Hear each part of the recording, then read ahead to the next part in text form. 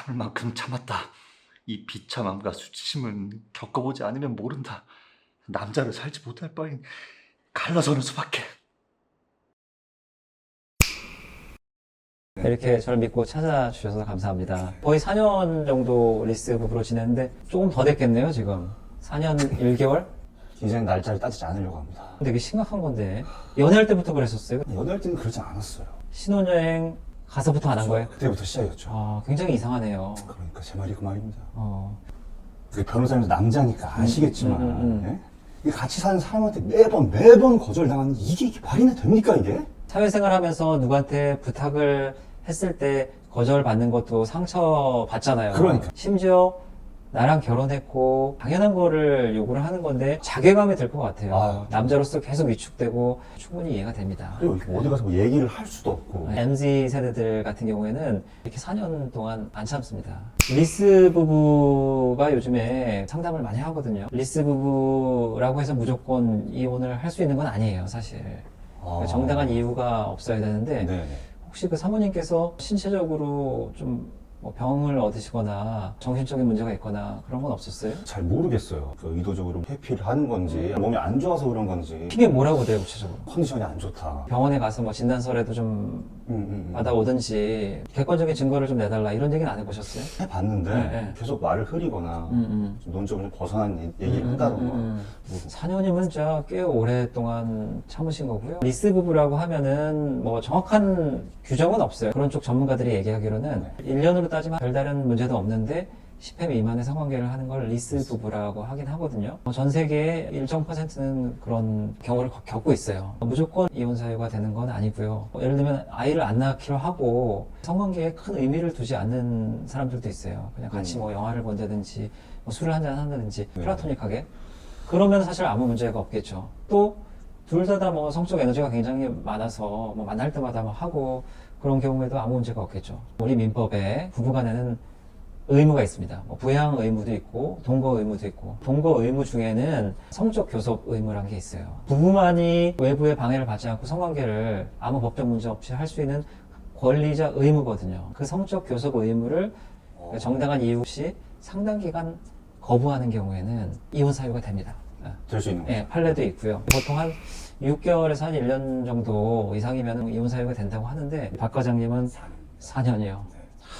그동안 왜 변호사를 안 찾아보셨어요? 그게 계속 소갈이 하고 있었던 거죠. 아. 어디 가서 뭐 얘기를 할 수도 있는 것도 아니고. 사모님이 어떻게 나오실지 모르겠는데 이렇게 나오는 경우가 가끔 있어요. 박 과장님이 성관계를 요구를 했다고 하는데 네. 그쪽에서 직접적으로 나한테 요구한 적도 없고 적극적으로 하자고 하면은 하려고 했다. 거부한 적이 없다.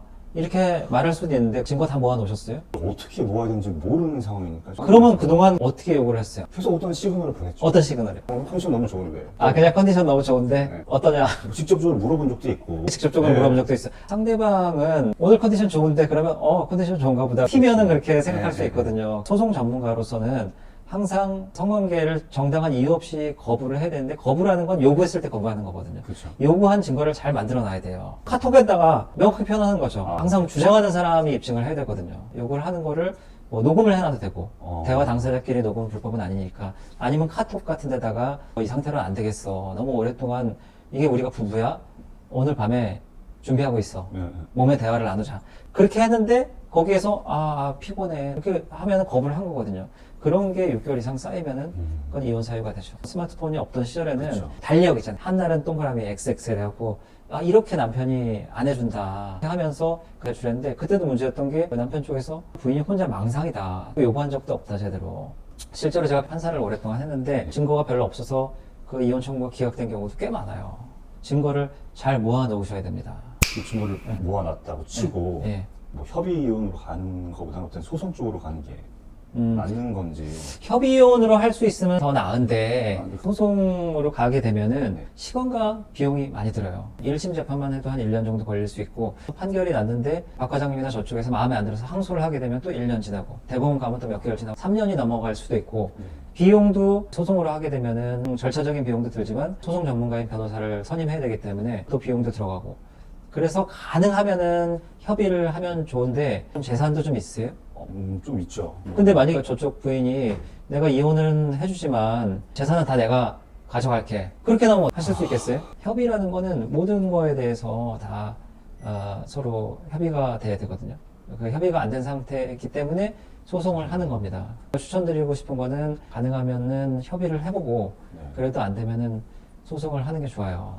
제가 이제 근본적으로 묻고 싶은 게 오랫동안 뭐 4년 동안 그렇게 리스 부부로 살면서 배우자에 대한 정이 다 떨어져서 이제는 나 더 이상 못 참겠다.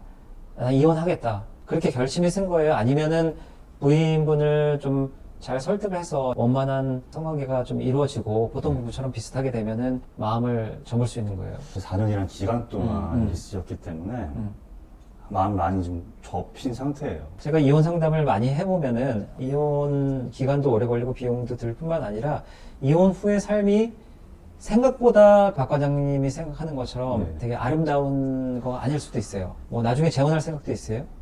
그렇죠. 돌싱이 예전 같지 않고 죄도 아니고 큰 하자도 아니지만 재혼을 함에 있어서 약간은 또 핸디캡이 될 수도 있거든요. 지금은 뭐 이혼에 대해서 의지가 강하지만 또 이게 되돌릴 수 없는 거기 때문에 제가 추천드리고 싶은 방법은 소송을 본격적으로 진행하기 전에 부부 상담이나 아니면 심리 상담 같은 걸 한번 받아보기를 권합니다. 남자분이 이렇게 통화를 하고 상담해 오는 경우도 있지만 요즘에 또 여자분들도 많이 있어요. 되게 전방위적으로 확산된 이혼 사유예요. 속궁합이 사실은 모든 이혼 사유에 다 결부가 돼 있어요. 제 친구들도 요즘에 보면은 부인이 싫은 건 아닌데 너무 사랑하고 좋은데 에너지가 그게 안 생긴대요. 한참 일하고 집에 들어오면은 피곤하고 이 가정의 평화를 위해서 의무방어전처럼 네. 뭐 약을 먹든지 하체 운동 스쿼트를 해서 펌핑을 해서 유지를 하고 있거든요. 보편적인 문제이기 때문에 이혼이란 거는 한 번 시작하면 전쟁에 돌입되는 거거든요. 기간도 길고 회복할 수 없는 상처를 서로에게 주기 때문에 뭐 심리 상담이든 먼저 좀 받아보고 그 다음에 결정을 해보라는 네네. 말씀이시죠. 그 외에는 다른 문제는 없잖아요, 배우자랑. 그렇죠. 나중에 알아보니까 다른 남자가 있었다. 이런 경우가 되게 많은데 네. 완벽하게 신뢰가 있으신 거잖아요. 네네. 예, 그렇기 때문에 한 번 더 생각해 보시라는 거고 부부 상담 한번 전문적으로 받아보시고 네. 그럼에도 불구하고 개선될 희망이 보이지 않는다. 그러면은 뭐 그때는 좀 아쉽고 속상하시겠지만 새 출발하시는 게 좋을 것 같습니다. 하나만 더 질문을 하자면 이제 이혼을 하게 됐을 때 결정을 내렸을 때 저희 그 양가 부모님께 이걸 뭐라고 얘기를 해야 될지 워낙 좀 이 부부간의 내밀한 문제라서 얘기하기가 꺼림칙하다고 예. 이렇게 상담하시는 분들이 많습니다. 근데 사실 이혼 소송을 제기한다면은 이런 속궁합 문제에 대해서 판결문에 안 써질 수가 없어요. 어차피 공개가 된 거기 때문에 양가 부모님들께도 오픈하는 게 좋을 것 같고요. 협의 이혼으로 끝낸다면은 양가 부모님께는 이게 뭐 성격 차이가 좁혀지지 않아서 갈라서게 됐습니다. 죄송합니다. 이렇게 얘기하는 게 좋겠습니다.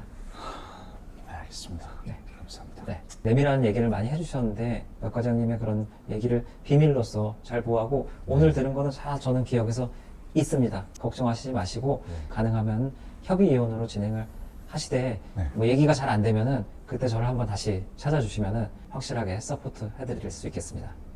네. 알겠습니다. 네. 수고하셨습니다. 감사합니다. 네. 수고하셨습니다.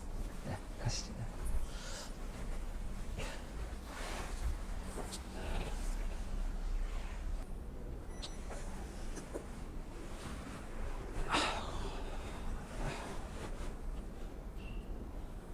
리스.